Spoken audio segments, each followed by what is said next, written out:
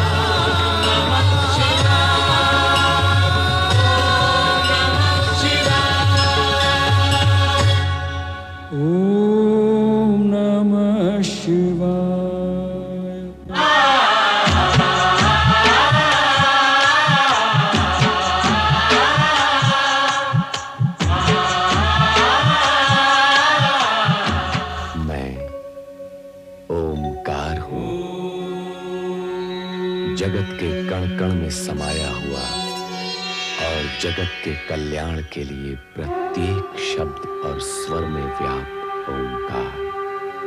भोलेनाथ की जय जयकार के साथ बारात ने जैसे ही दक्ष महल में प्रवेश किया तो सती की बहनों और सखियों ने सती को छेड़ते हुए वर को श्रेष्ठ और सुंदर बताया, पर सदाशिव का पंचमुखी रूप देखकर चिंतित हुए दक्ष को दोबारा देवर्षि नारद ने उबारा।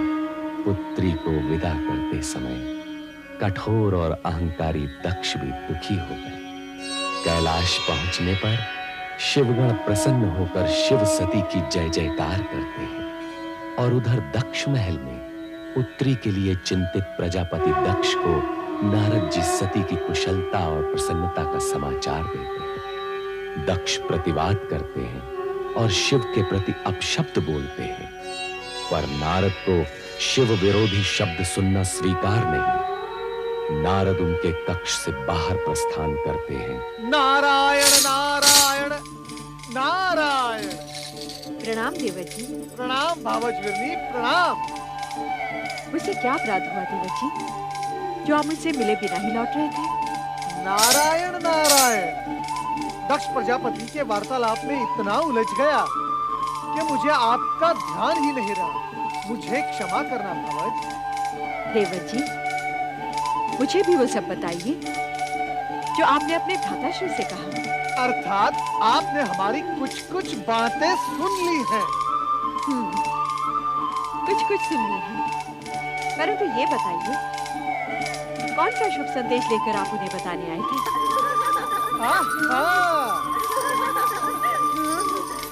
प्रणाम देवर्षि। देवियों सुखी रहो। भगवान विष्णु तुम सबकी मनोकामना पूर्ण करेंगे। हमारी बहन सती का कोई संदेश लाया है देवर्षि। नारायण नारायण। तुम्हारी बहन सती शिव जी की संगिनी बनकर संसार का सर्वोत्तम आनंद ले रही है और और इससे अधिक हम कुछ नहीं बताएंगे। नारायण नारायण। इससे अधिक हम कुछ जानना भी नहीं चाहते। हमारी बहन सुखी रहे, बस यही हम सबकी इच्छा है। क्यों माताश्री? हाँ बेटी, आज देवर जी ने ये शुभ समाचार सुनाकर हमारी सारी आशंकाओं का अंत किया है। आप हमारे धन्यवाद के पात्र हैं देवर जी। धन्यवाद के पात्र हैं तो देवर्षि का अतिथि सत्कार तो होना ही चाहिए। आइए देवर्षि, आज हम सब आपका मुंह मीठा कराएंगे। नारायण नारायण। देवियों, ये शुभ अवसर अब तुम्हारे विवाह में ही आएगा। अब मुझे आज्ञा दे। सुनिए तो देवर जी, इन देवियों के विवाह की तैयारियां कीजिए, अन्यथा विलंब हो जाएगा। भावय नारायण नारायण। रोहिणी, नारद जी किसके विवाह की बात कहकर गए अभी अभी? मैं क्या जानूं, तुम ही पूछ लो ना माताश्री से। तुम सबके विवाह की बात कर रहे थे देवर जी, और उनकी भविष्यवाणी कभी असत्य नहीं होती, समझी? देवर्षि नारद ने वीरणी, दक्ष तथा उनकी कन्याओं की समस्या का समाधान तो किया, किंतु रति शिव सती विवाह में सम्मिलित न होने के कारण चिंतित है। स्वयं कामदेव आकर रति को शांत करते हैं और स्पष्ट करते हैं कि उन्हें विवाह में न सही शिव सती में भौतिक इच्छा उत्पन्न करने के लिए तो कैलाश जाना ही है। ये तुम कहाँ हो? रति, रति, तुम कहाँ हो प्रिय? रति, तुम कहाँ हो? रति, रति, तुम कहाँ हो? तुम कहाँ हो प्रिय? प्रिय, तुम कहाँ हो? अरे तुम यहाँ हो? क्या बात है रति? तुम मुझसे रुष्ट हो? अरे कुछ तो बोलो, तुम्हारा ये मौन मुझे व्यथित कर रहा है। हाँ, मैं आपसे रुष्ट हूँ। मेरी त्रुटि? शिव सती के शुभ विवाह पर स्वर्ग के सभी देवी देवता और अप्सराएं सम्मिलित हुई, किंतु ना आप गए ना ही मुझे जाने दिया। क्यों स्वामी? इसलिए कि हमें ऐसा ही आदेश था। किसका? परमपिता ब्रह्मा जी का। उन्होंने कहा था कि हमारी उपस्थिति की आवश्यकता शिव सती विवाह के पश्चात ही हो। इस बात से परमपिता का तात्पर्य? हमें ही अपने हाव भावों, संकेतों और पुष्प बाणों की वर्षा से शिव और सती में मिलन इच्छा जागृत करनी होगी। उन्हें दाम्पत्य धर्म के निर्वाह के लिए प्रेरित करना होगा। देव मनमत, देवी रति, परमपिता ब्रह्मा जी ने हम तीनों को तुरंत कैलाश पर्वत पहुंचने का आदेश दिया है। वसंत, परमपिता ब्रह्मा के आदेश का पालन हम अवश्य करेंगे। हम तीनों कैलाश जाएंगे।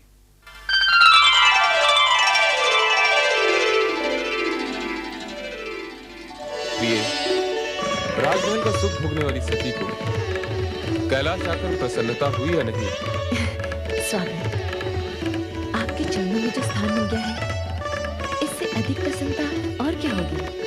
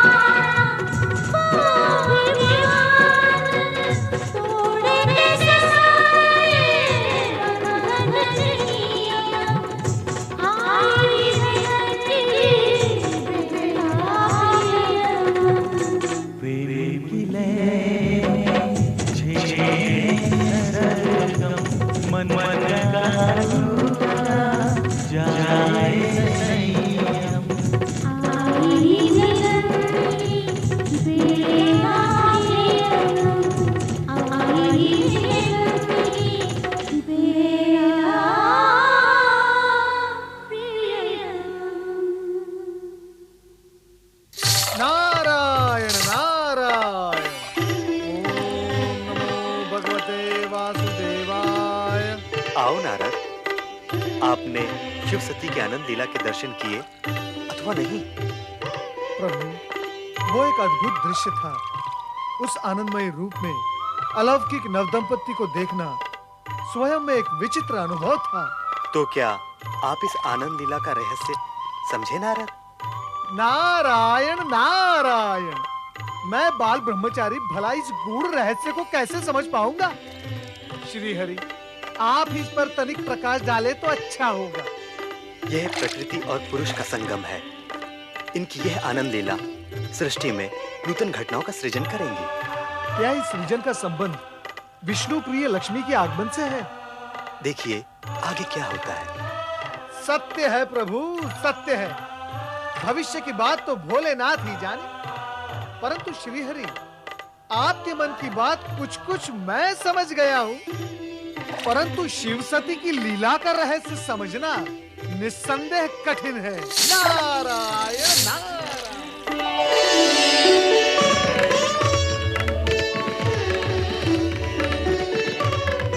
क्या देख रही हो देवी? देख रही हूँ आपकी आंखों में छलकते प्रेम को। ये तो तुम्हारी आंखों में छलकते प्रेम का प्रतिदान है। जो जितना देता है उतना ही पाता है। मैंने आपसे बहुत कुछ पाया है स्वामी। कितना, ये मैं बता नहीं सकती। चलो देवी, पृथ्वी विहार करने चले। पृथ्वी विहार? स्वामी, ऐसा प्रतीत होता है कि आपने मेरे मन की बात पढ़ ली है और उसकी पूर्ति के रूप में प्रस्ताव रख दिया, पृथ्वी विहार। सच तो यह है देवी, सगुण रूप में तन भले ही दो हों, किंतु आत्मा तो एक ही है, मन भी एक ही है और विचार भी एक ही है। अब चलो पृथ्वी विहार के लिए चलें।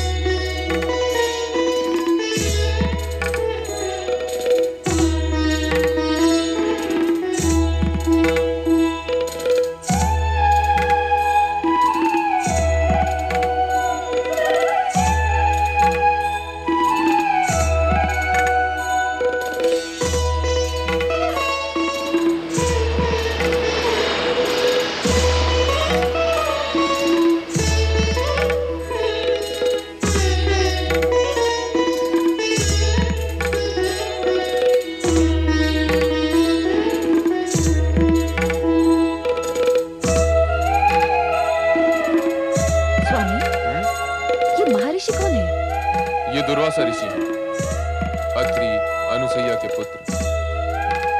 इनका भीषण क्रोध जगत प्रसिद्ध है। इनके क्रोध का परिणाम? जिसके प्रति इनका क्रोध जागृत हो जाए वो घोर संकट में पड़ जाता है। किंतु ऋषि तो वही होता है जिसने काम, क्रोध, मोह को जीत लिया हो। और ऋषि दुर्वासा का क्रोध तो... तुम चुपचाप देखती जाओ, इनके कृत्य से तुम्हें इनका सही परिचय मिल जाएगा। वो देखो दीदी, उस ओर से जो स्त्री आ रही हैं, वो विद्याधरी चित्रांगदा हैं। अब तनिक देखो क्या होता है।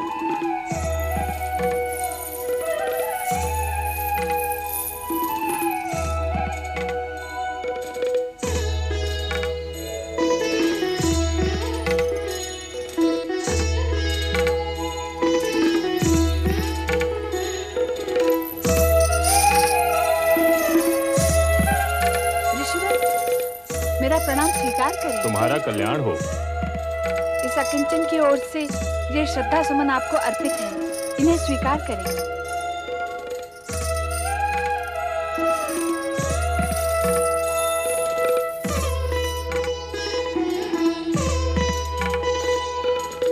मैं ऋषि वैरागी, उस विद्याधरी से पुष्पमाला लेना और उसका प्रयोग करना मुझे शोभा नहीं देता।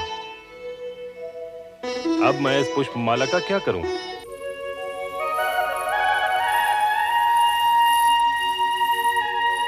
इंद्र। स्वामी, पृथ्वी भ्रमण का आनंद ही अनूठा है।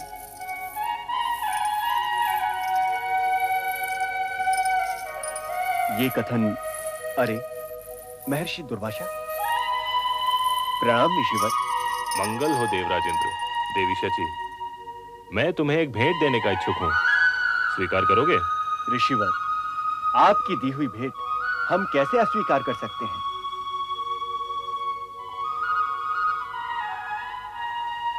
आज्ञा दें।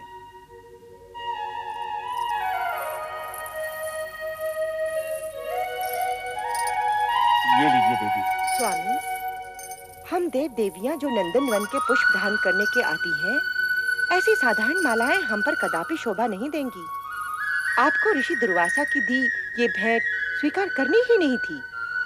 आप ठीक कहती हैं देवी।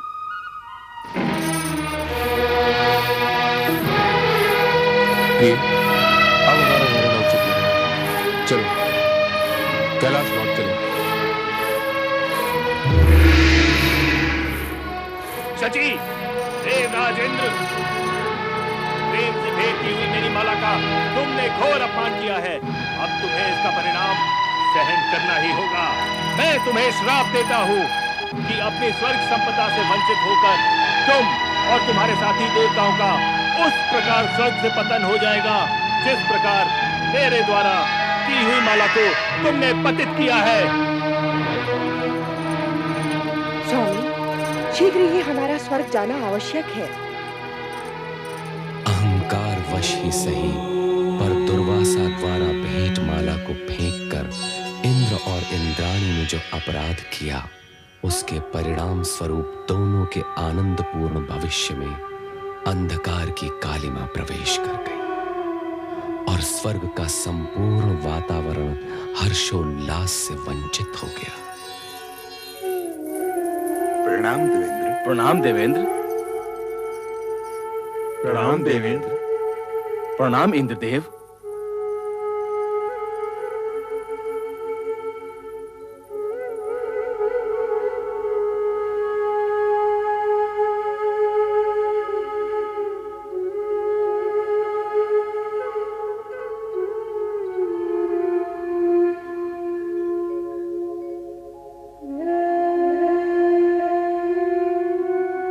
देवराजेंद्र, आपकी इस सुशोभित सभा में आज हम एक ऐसा दृश्य देख रहे हैं जो इससे पहले हमने कदापि नहीं देखा। उल्लास और विलास के स्थान पर आज आपके मुख पर विषाद की रेखाएं क्यों प्रतीत हो रही हैं?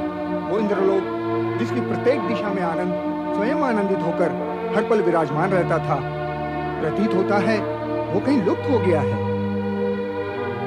देवेंद्र, आपके साम्राज्य का कण कण जहाँ क्षण प्रतिक्षण अनुपम सौंदर्यवती अप्सरा के रूप में गुणगान किया करता था, जहाँ गीत, संगीत, नृत्य की स्वर लहरियां सदैव गुंजायमान हुआ करती थी, वहीं आज अशुभ रुदन स्वर जैसे चारों ओर ध्वनित हो रहा है। और देवी इंद्राणी भी भविष्य में घटने वाली किसी घटना की शंका से ग्रस्त दिखाई दे रही हैं। देवेंद्र, इन समस्त स्थितियों का क्या कारण है? देव, आपका ये मौन किसी अनिष्ट का संकेत दे रहा है।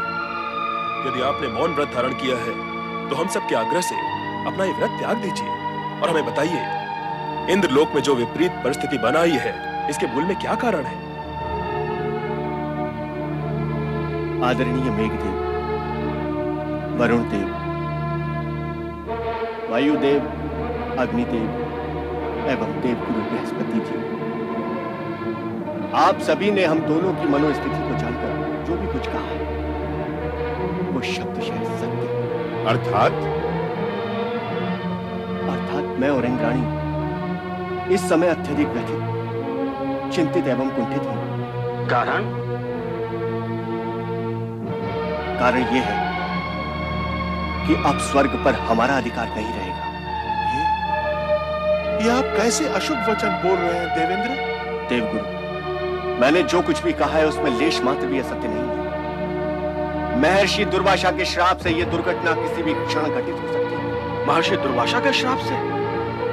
और हम इंद्राणी के कहने में आकर भूलवश दुर्वासा ऋषि द्वारा भेंट की गई माला का अनादर कर बैठे और उसी से कुपित होकर उन्होंने हमें यह श्राप दिया है कि दानवों का बल देवताओं की अपेक्षा दोगुना हो जाएगा और हम अपने समस्त देवगणों के साथ इस स्वर्गलोक से सदा सर्वदा के लिए वंचित हो जाएंगे।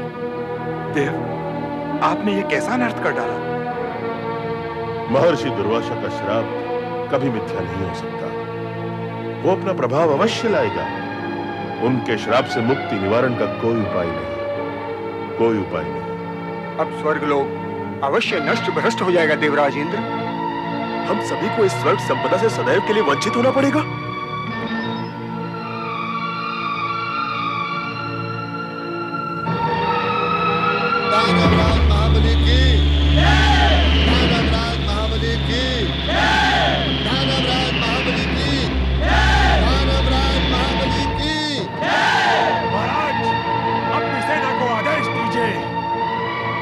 वो देखिए सर,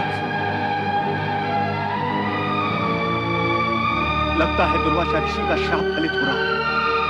सर्वनाश हो जाएगा, देवताओं का पतन हो जाएगा।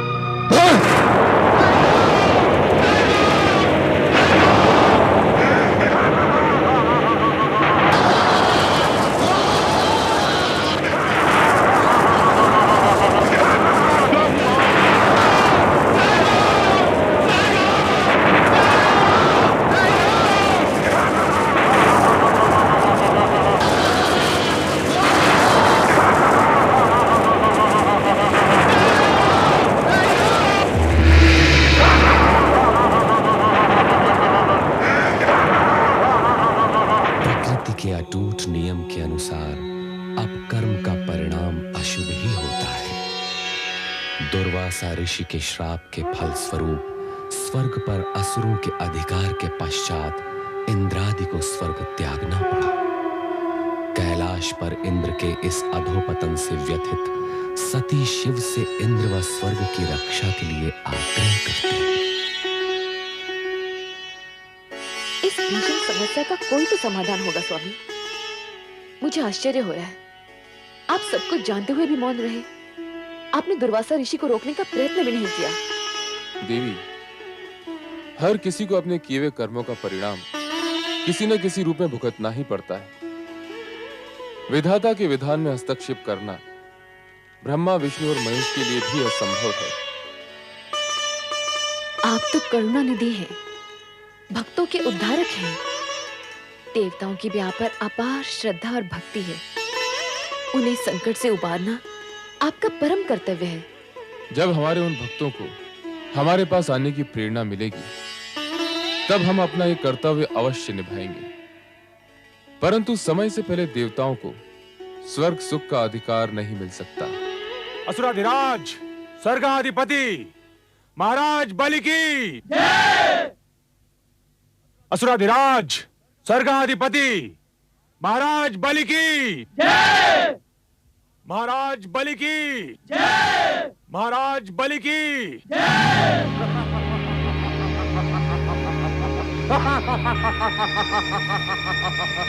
आज हम अति प्रसन्न हुए। देवता यहाँ से पलायन कर गए। उनकी पराजय विजय श्री का रूप धारण करके हमारे चरणों में नतमस्तक है। अब यह सिंहासन हमारा है। अब स्वर्गलोक पर असुरों का राज है। सेनापति राहु, स्वर्गाधिपति दानवराज महाराज बलि को राहु का वंदन स्वीकार हो।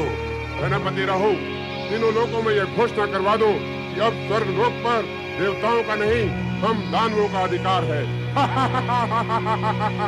इंद्र और समस्त देवता भीरू कही के भाग गए। बहुत वीर समझते थे, परंतु बलि के बाहुबल के समक्ष निर्बल होकर रह गए। हमने असंभव को संभव कर दिखाया है। देवराज इंद्र को स्वर्ग के सिंहासन से उखाड़ कर फेंक दिया है। उनके राज्य, वैभव और शासन पर हमारा अधिकार सदैव बना रहेगा। अब देवता यहाँ कदापि प्रवेश नहीं कर पाएंगे, कदापि प्रवेश नहीं कर पाएंगे। अब स्वर्गलोक पर हमारा अधिकार है।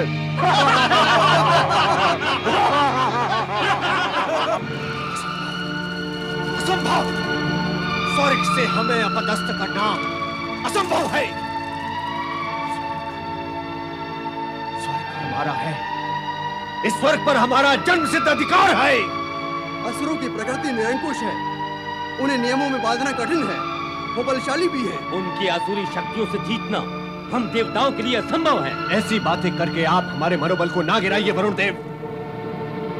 हम ब्रह्मदेव की शरण में इसीलिए आए हैं कि वो हमारा मार्गदर्शन करे और इस संकटकालीन स्थिति से हमें उबारे। पता नहीं देव ऋषि महाराज इस समय कहाँ होंगे। अपनी वाक्पटुता से किसी को प्रभावित करने की कला जो उनके पास है, वो हम में से किसी के पास भी नहीं है। नारायण नारायण।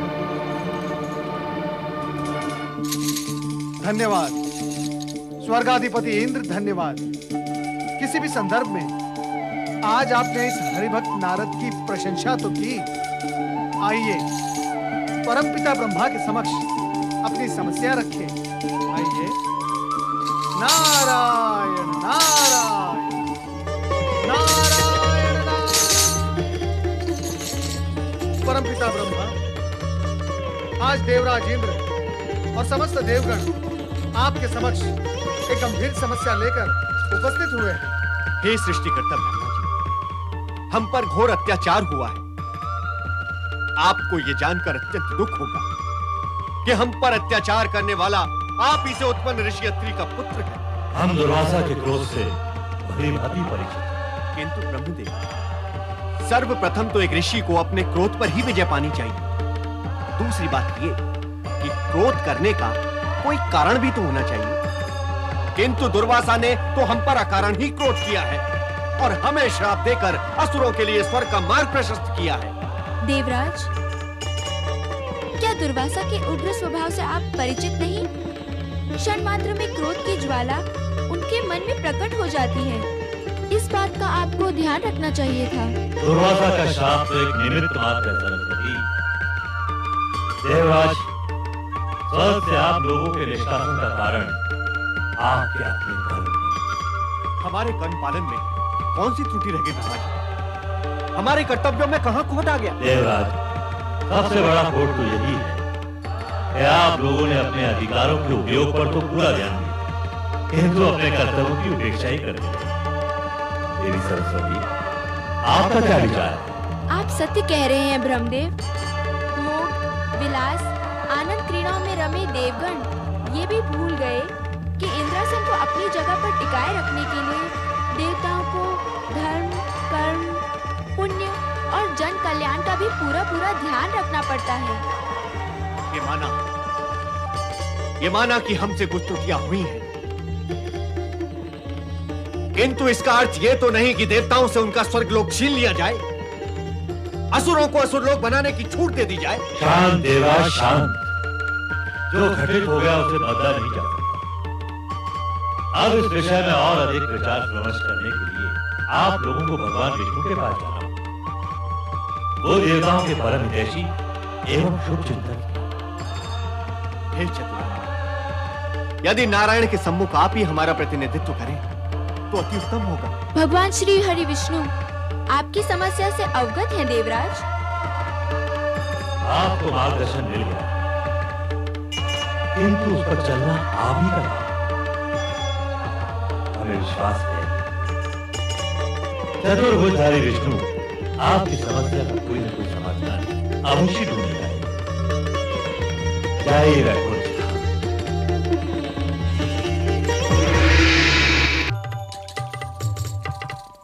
ओम नमो भगवते वासुदेवाय। नारायण नारायण। हे प्रभु, जगत के पालनहार, इन दुखी देवताओं का उद्धार कीजिए। हे तारनहार, आज तो अनर्थ ही हो गया। दुर्वासा ऋषि के श्राप के प्रभाव से देवताओं का स्वर्ग से निष्कासन और असुरों का शासन हो गया है, यही कहना है ना आपको? किंतु आपको, हम आपकी व्यथा से परिचित हैं। दुर्वासा का शाप एक ऐसी घटना चक्र का प्रवर्तन कर चुका है जिसे रोकना किसी के भी वश में नहीं। किंतु ब्रह्मा जी ने तो मार्गदर्शन दिया था कि पालनहार परमात्मा श्री हरि विष्णु ही देवताओं की सहायता कर सकते हैं। हे श्री हरि, आपने समय समय पर हर मनवंतर में देवताओं को संकट से बचाकर उनका उद्धार किया। हम तो बड़ी आशा लेकर आपके पास आए हैं प्रभु। देवगुरु बृहस्पति जी, यह सत्य है कि हम देवताओं के शुभ चिंतक हैं, किंतु प्रभु, आप त्रिदेवों में सृष्टि के पालनहार हैं। आप ये भली भांति जानते हैं कि सृष्टि के आरंभ से ही स्वर्ग पर देवताओं का अधिकार रहा है। असुरों ने तो अन्याय पूर्वक स्वर्ग में अनाधिकार प्रवेश किया है। उन्हें वहां से हटाकर देवताओं को न्याय दिलाना आप ही के वश में है श्री हरि, आप ही के वश में है। नहीं नहीं, यदि इस समस्या का कोई समाधान है तो वो देवाधिदेव शिव शंकर के ही पास हो सकता है। आप अपनी समस्या उन्हीं के समक्ष रखिए। धन्य है प्रभुओं की लीला। अब आपकी समस्या के समाधान के लिए देवगणों आपको कैलाश की ओर प्रस्थान करना होगा। पधारिए। नारायण नारायण।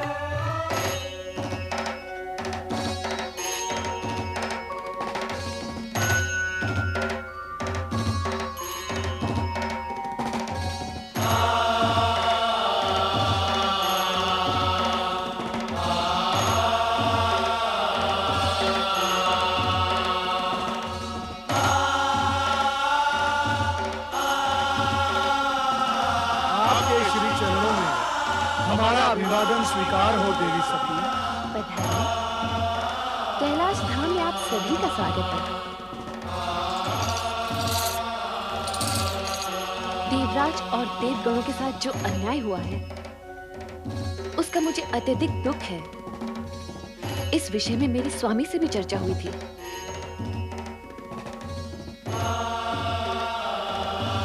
देवाधिदेव महादेव ने क्या कहा देवी सती? कहा तो कुछ नहीं,